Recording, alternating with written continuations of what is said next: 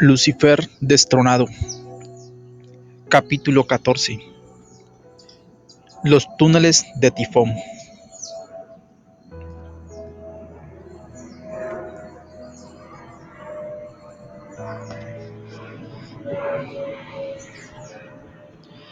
Los seres humanos son presa fácil.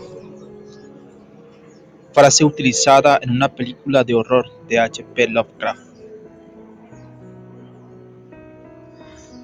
Como mencioné anteriormente, me estaba dando cuenta de que Lucifer no era el ser más poderoso. Por lo tanto, emprendí una búsqueda mágica para hallar esos seres que eran mucho más poderosos que mi maestro. Pensaba que valía la pena aliarse también con esos seres. Está de más decir que no permití que el fracaso de nuestro hechizo a la ex esposa de Andy desalentara mis estudios de la magia y el satanismo. Generalmente éramos bastante filosóficos en cuanto a esas dificultades y frecuentemente citábamos la película Little Big Man. A veces la magia resulta y otras no. Al contrario, actuaba bajo la convicción de que cuando las cosas salen mal era porque había hecho algo incorrectamente o porque todavía me habían enseñado algo y me faltaba aprender más. Y ahí que prosiguiera buscando sabiduría secreta. Debido a mi ascensión de rango, se me permitía acceso a mayor información preliminar, específicamente la relacionada con la masonería y la magia interespacial.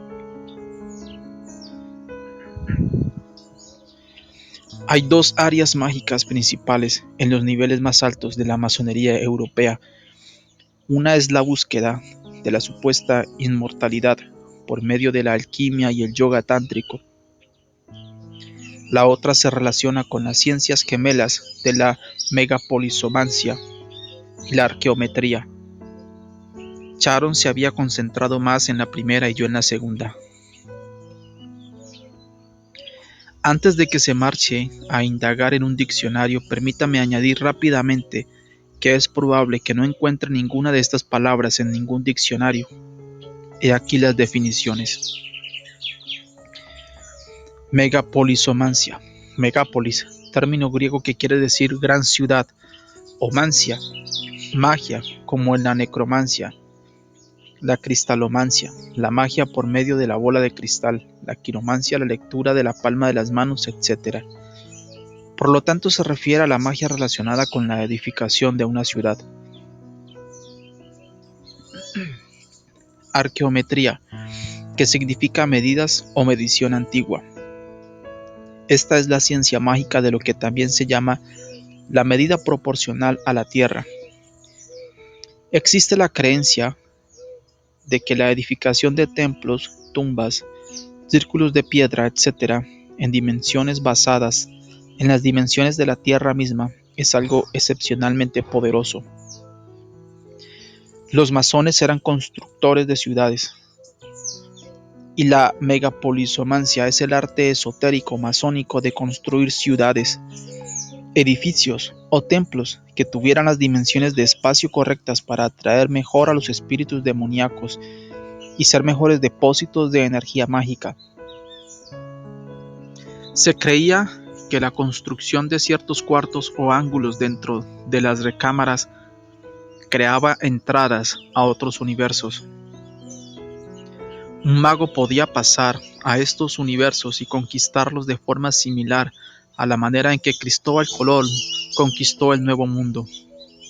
Por lo tanto, bajo la guía de mis maestros, tanto humanos como espirituales demoníacos, experimenté con los mismos tipos de magia que empleaba Aquario, mi antiguo mentor.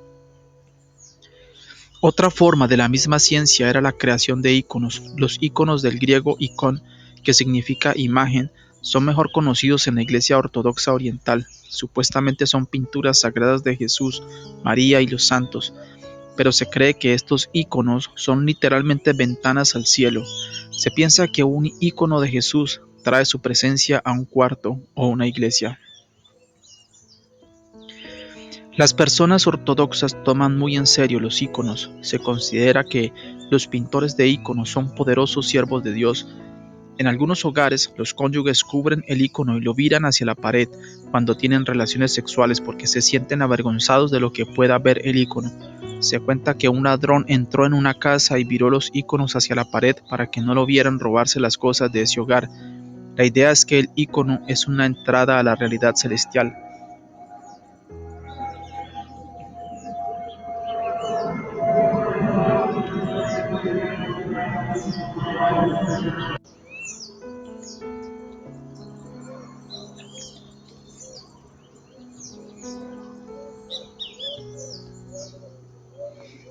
Se me enseñó cómo hacer distintas clases de iconos. Aparte de los típicos iconos ortodoxos que hice de Pedro, Pablo y la Virgen, recuerden que fui ordenado obispo en la Iglesia Ortodoxa rusa. También hice iconos que representaban entradas a universos alternos y otros que representaban seres sagrados de la magia. Luego me proyectaba astralmente a través de esas pinturas y trataba de explorar otros universos. Los señores del temor del espacio exterior. Aquí fue que comenzaron a unirse la magia, la ciencia ficción y la fantasía. Una de las metas de estas visitas a otras dimensiones del tiempo y el espacio era ponerse en contacto con las entidades que regían esas áreas. Se me explicó que nuestro universo era relativamente reciente en relación con otros universos. Por eso los seres supremos de nuestro universo, Dios y Lucifer, eran subalternos de los seres supremos de otros universos. Pensé que esta podría ser la solución al dilema en cuanto a cuál ser era más poderoso que Lucifer. Mis mentores afirmaban que habían seres en esos universos que eran ancianos cuando nuestro Dios y Satanás todavía estaban en pañales. Eran los llamados señores del temor, del espacio exterior, el espacio que existe más allá del espacio. Mediante mis comunicaciones con una entidad que decía ser Aleister Crowley y me hablaba desde ultratumba a través de un trance, aprendí que esta era una parte sustancial de los secretos contenidos en el Evangelio de Crowley, The Book of the Law, el libro de la ley. Esto se me presentó luego en los escritos de uno de los sucesores de Crowley como cabeza externa de la Orden de los Templarios Orientales, Kenneth Grant. Este certificado muestra que Sharon Exnovellen, que en aquel entonces se llamaba Alexandra Pendragon, recibió el 33º grado de la masonería y fue nombrada masona de la Hermandad del Palacio. Todos los honores supremos a este son conferidos oralmente, no se dan certificados.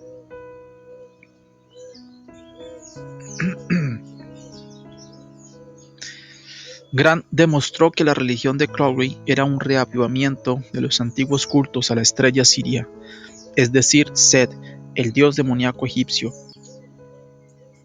Una característica singular de Siria es que es una estrella binaria y Siria A es la brillante estrella rojiza que uno ve en la constelación Canis Mayor, el perro grande.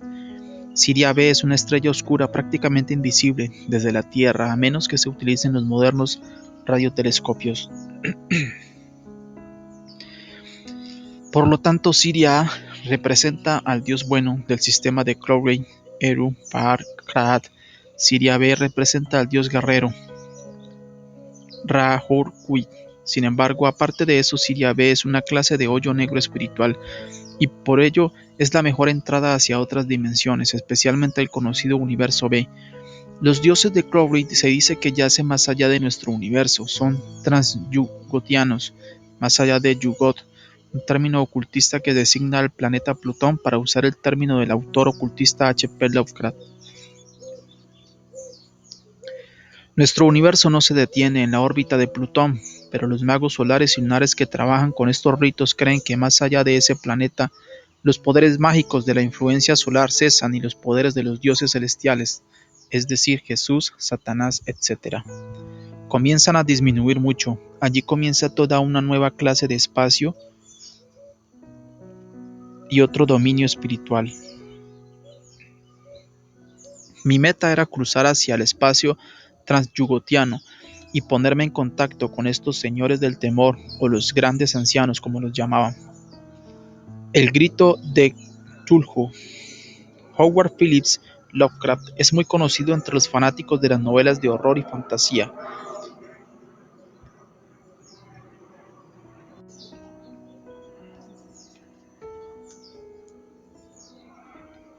Vivió hace medio siglo y escribió libros perturbadores que estaban sumamente adelantados a su tiempo.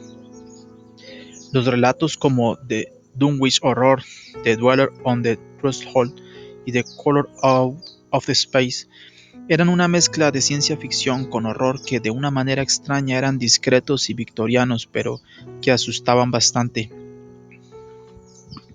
Lo que no se conoce muy bien acerca de Lovecraft es que tuvo acceso a través de su abuelo a muchos libros acerca de secretos y ocultismo. El abuelo de Lovecraft pertenecía a la masonería egipcia. Por lo tanto, gran parte de lo que escribió Lovecraft como ficción está basado en prácticas ocultistas reales y extremadamente avanzadas y peligrosas. Kenneth Grant, líder de la Orden de Templarios Orientales, LaVey y otros escritores han corroborado esto. Lovecraft quizá experimentó con estas clases de magia transyugotiana y se aterró. Se sabe que vivió una vida extremadamente temerosa e introvertida, jamás se casó y temía acercarse al mar o a estar bajo tierra. Se parece mucho a los personajes de sus relatos, que generalmente son jóvenes sensitivos de su ficticia universidad de Miskatonic, que han descubierto horrendos volúmenes de magia negra y antiguas tradiciones, tales como el Necromonicon. Estos jóvenes, casi siempre solteros, eran muy eruditos y casi enloquecen a raíz de lo que confrontan en el dominio mágico transyugotiano. Estos breves relatos y novelas muy bien podrían ser autobiográficos o la manera terapéutica que utilizó Lovecraft para manejar su terror. Escribió cuidadosamente acerca de ritos inmencionables, sugirió la manipulación genética y monstruosas mutaciones años antes de que esas cosas fueran comprendidas científicamente. Creíamos que estos dioses transyugotianos eran mucho más poderosos que los dioses de nuestro propio universo y que tenían acceso a la conciencia humana mediante nuestros sueños, pesadillas y la demencia. El bizarro panteón de dioses supuestamente ficticios de Lovecraft se asemejaba de manera muy extraña a los seres que el verdadero satanista Crowley trató de invocar con sus ritos. Uno de ellos era Azathoth, el dios ciego e idiota que se la pasa balbuceando en medio de la galaxia. Cthulhu, un maestro de los sueños y un dios acuático enterrado en la sumergida ciudad del Riek, en el Océano Pacífico. Yarlathotep, el extraño dios egipcio que se parece a Set y cuya verdadera apariencia llevaría a cualquier ser humano instantáneamente a la locura. Y el peor de todos, Yog-Sothoth. Hasta aprendí el nombre de mi misterioso visitante en la orilla del lago al norte de Wisconsin cuando era adolescente. El ser que bloqueó estrellas e hizo que los árboles se movieran sin viento alguno. Por razones que no son muy claras, los bosques del norte de Wisconsin son lugar sagrado para estas antiguas deidades. Quizás debido a la influencia de los nativos americanos, los indios llamaban Wendigo, caminante del viento, al que tuve el privilegio de ver. En la extraña lengua del Necromonicon se le llamaba Itaqua. El hecho de que pude verlo parcialmente aun cuando era un adolescente que no había sido iniciado me agradaba sobremanera.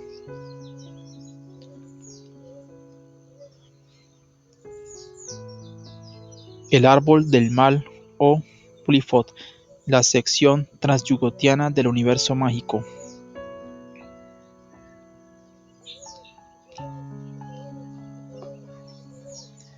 Cada uno de estos seres imposibles es más malvado que el anterior, pero también son fuente de poderes inimaginables. Esto se cree que se debe a que proceden de otros universos donde no se aplican las leyes del tiempo, la física y el espacio. Allí tampoco se aplican los límites del bien y el mal. Se nos llevó a creer que el más gentil de estos seres era tan increíblemente insano y odioso que comparado con él, Satanás era como Anita la huerfanita.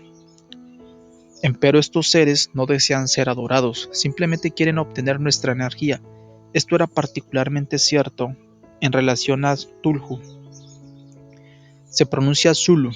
Íbamos a la orilla del lago Michigan, la masa de agua más cercana, y realizábamos ritos para despertarle de su sueño en la antigua ciudad enterrada bajo el océano.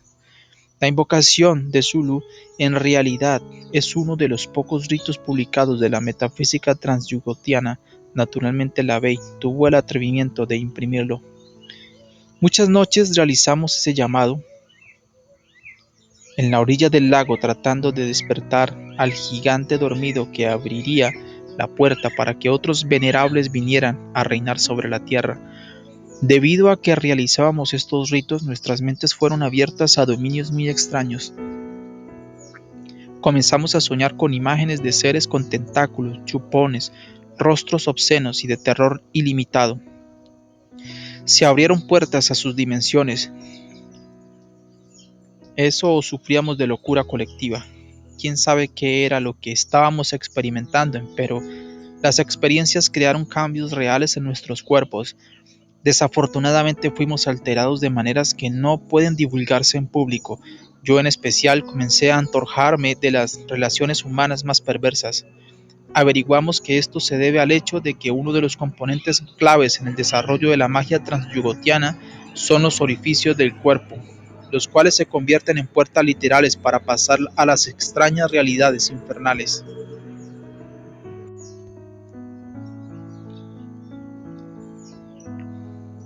El acceso a estos bizarros universos nos capacitó para adquirir mucho poder mágico, pero ¿a qué extraño precio?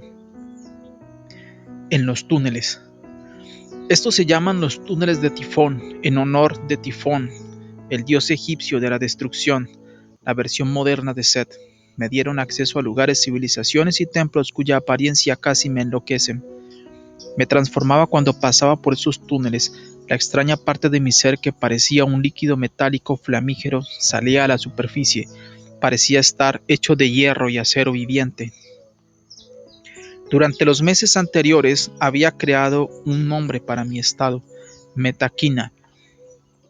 Cuando sentía las negras y fatales fuerzas prepararse, me decía a mí mismo, ahí viene la metaquina. Sin embargo, estos viajes a través de los túneles no eran causa de risa. Entré en templos que parecían estar vivos, pero palpitaban con carne enfermiza y cancerosa. Estaban vivos pero muertos. Otros estaban construidos de metales líquidos plateados y se mecían bajo mis pies como gelatina. En cada uno había lecciones que aprender acerca del dolor y del tormento. Era una extraña clase de sadomasoquismo espiritual. Comencé a amar el dolor que experimentaba para ganarme los trofeos que necesitaba para amasar mi propio poder mágico. Algunos de ellos eran hasta peores que la Catedral del Dolor y comencé a preguntarme si era posible que fuera otro de los universos a los cuales se podía llegar a través de esos túneles. Un libro verdaderamente maldito. Mediante mis conexiones en la hermandad había adquirido muchas secciones del Necromonicon, la fuente principal de la magia y la espiritualidad transyugotiana. Contrario a la opinión común, no es un libro ficticio, sino un manual genuino de magia de las más negras. El nombre podía traducirse como el libro de los tonos de los muertos o el libro de las leyes de los muertos. El Necromonicon, como las tendencias setianas de Aleister Crowley y su religión telémica, surge del antiguo paganismo árabe. Se cree que fue escrito originalmente en árabe, alrededor de la época de Mahoma, por Abdul al-Hazred, y lo llamó Al-Asib. Me dijeron que fue dictado al hechicero árabe, al cual que el libro de la ley de Crowley, por un ser interdimensional. Se dice que cuando terminó de escribirlo fue aplastado, convertido en una masa sangrienta y devorado vivo por las gigantescas quijadas invisibles frente a muchos testigos. Hay un libro impreso intitulado El Necromonicon, pero solo contiene las partes más inocentes de la obra original. Sin embargo, es increíblemente siniestro. Tenía una copia de una edición limitada del libro abreviado, que naturalmente solo constaba de 666 copias y estaba dedicado de la siguiente manera: Ad Majoram Crowley Gloriam. Una burla del dicho jesuita significa a Crowley sea la gloria. Sea como sea, era un libro difícil de retener. Mi amigo, el dueño de la librería ocultista en mi pueblo, me dijo que se le hacía difícil vender los ejemplares del Necromonicon, no porque fuera costoso, aunque la edición limitada abreviada costaba $60, sino por razones menos tangibles. El primer individuo a quien le vendí una copia la llevó a su apartamento en un rascacielos en Milwaukee. Apenas entró por la puerta y lo puso sobre la mesa familiar, un enorme gato negro comenzó a actuar de manera sumamente extraña. El gato aullaba como una hada maligna que anuncia la muerte y comenzó a correr rápidamente en círculos en medio de la sala. Entonces, sin aviso previo, el gato salió disparado a través de la ventana de vidrio de la sala. Falleció inmediatamente al caer desde el 12º piso. La segunda persona que compró un libro regresó con un relato mucho más trágico. Estaba casado y tenía una hija de 5 años. Había llevado el libro a su casa y lo puso en un estante. Después de traer el Necromonicon a la casa, la niña se había quedado muy callada toda la tarde. La niña subió las escaleras y la encontraron en el baño. Se había cortado el cuello de oreja a oreja con una navaja y estaba bien muerta. De más está decir que su esposa le hizo devolver el libro. Hoy día ese mismo libro se adquiere en librerías comunes y corrientes por solo $4, mayormente por adolescentes. Este libro es increíblemente peligroso. El lado oscuro del Edén. El Necromonicon toma mucho de la antigua magia negra de Sumeria, que solo dista unas cuantas generaciones de la fundación de todas las religiones falsas a partir del diluvio de Noé. La Babilonia de Nimrod. No es una casualidad que Crowley eligiera llamar Babalón, mujer escarlata, a sus acompañantes femeninas.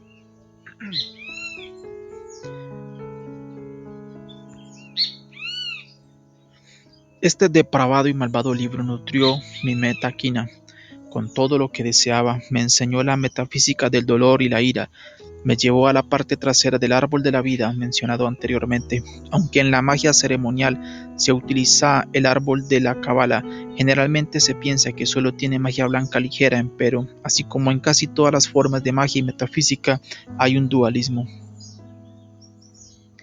En el reverso del árbol de la vida hay una clase de árbol malvado llamado Clifford. La palabra se puede traducir rameras o conchas. Este último término se usa para designar algo vacío, muerto y disecado. Todos los rabinos, hasta los místicos, se mantienen alejados del Clifford, empero para mí era mi preferido. Pude pasar al hiperespacio mágico a través de los túneles de Tifón y mediante los ritos del Necromonicon. Llegué al lado oscuro del árbol de la vida, al cual Kenneth Grant llamó el lado oscuro del Edén, título de su libro, que es uno de los primeros en ocuparse de esta blasfema arquitectura mágica.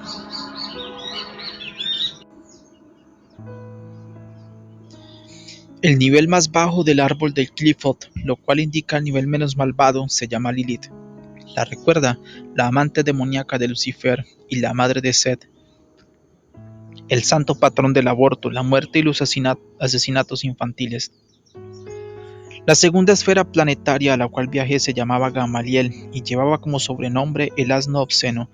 El pináculo del árbol malvado era un dualismo completo, una burla de la absoluta singularidad del verdadero Dios hebreo.